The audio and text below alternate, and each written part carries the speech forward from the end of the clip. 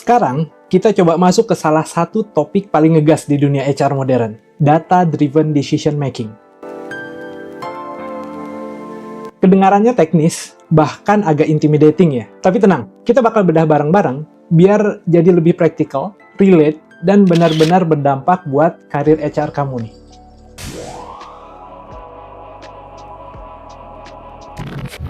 Coba kamu pikirin sebentar, pernah nggak kamu ngambil keputusan HR cuman pakai feeling? Kayaknya kandidat ini cocok deh. Atau program training ini kayaknya work deh ya. Nah, bayangin kalau insting itu didukung sama hard data. Data yang bukan cuma non-validasi keputusan kamu, tapi juga memperkirakan hasilnya bahkan sebelum terjadi. Nah, itulah the power of data-driven HR.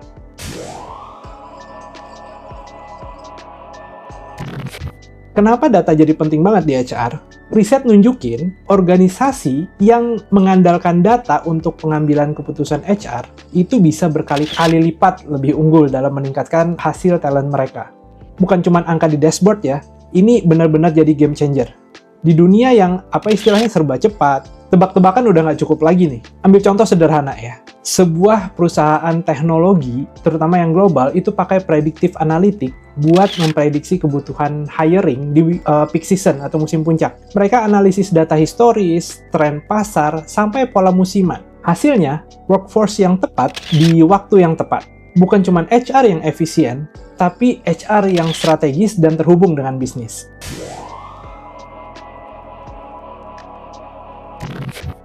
Nah, sekarang kita coba bahas toolsetnya, Predictive Analytics, AI, Machine Learning. 3 istilah yang sering kedengarannya kayak buzzword. Padahal, inilah cara kerja baru HR modern. Predictive Analytics itu bantu jawab pertanyaan penting. Siapa yang kemungkinan resign 6 bulan lagi, misalnya? Atau skill apa yang bakal dibutuhkan 3 tahun ke depan? Atau langkah apa yang paling efektif buat tingkatin engagement?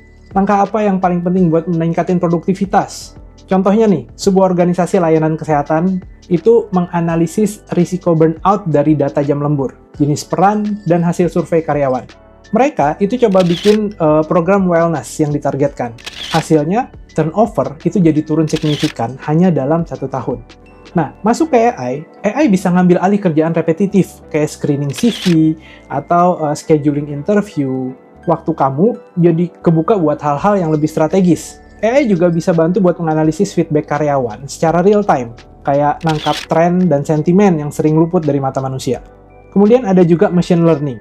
Teknologi ini belajar dari data dan makin akurat seiring waktu.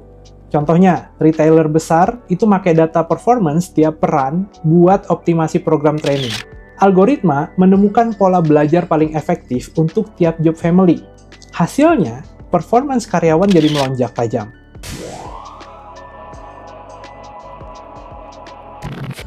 Nah, di titik ini nih, itu sering muncul kekhawatiran yang klasik.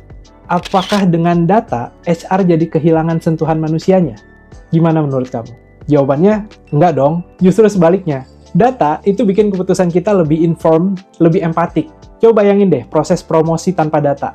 Pasti penuh subjektivitas dan rawan bias. Tapi dengan data, kamu lihat metrik performance, feedback sejawat, potensi pertumbuhan, intuisi tetap dipakai, tapi kini ditingkatkan dengan evidence.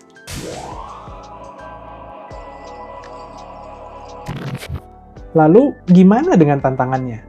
Ada dong. Pertama, data silo. Data tersebar di banyak sistem yang nggak nyambung. Solusinya gimana?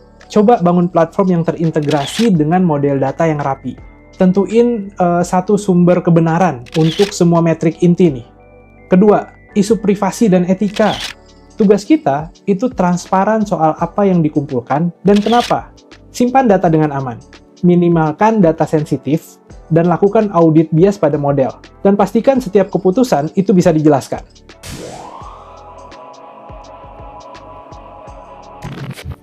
Sekarang, kita coba masuk ke action singkatnya ya.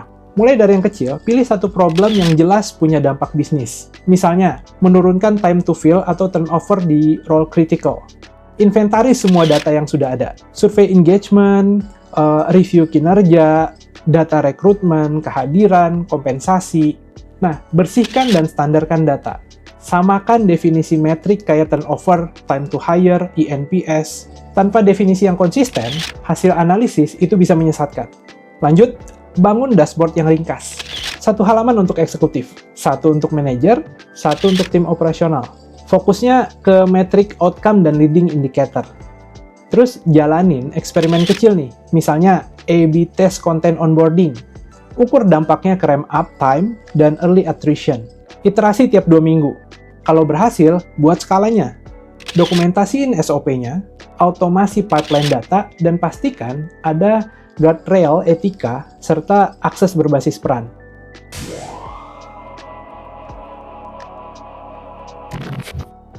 Hati-hati dengan jebakan klasik nih, ada vanity metrics yang keren, tapi nggak ada dampaknya. Kemudian ada sampel data yang bias, mengira korelasi sebagai sebab akibat, atau model overfitting yang jago di data lama, tapi gagal di data yang baru. Dan inilah intinya, masa depan HR bukan cuma tentang mengelola orang, tapi memberdayakan mereka lewat insight. Dengan data-driven decision making, kamu bukan sekedar ngikutin tren, kamu sedang memposisikan diri sebagai strategic leader.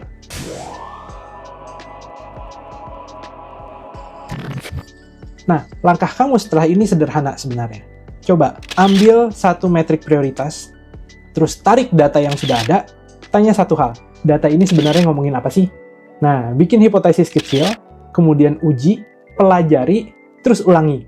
Yang penting, mulai dari yang kecil, konsisten, dan ubah setiap data point itu jadi keputusan yang lebih cerdas. So, let's make it count. Thank you, and see you in the next video.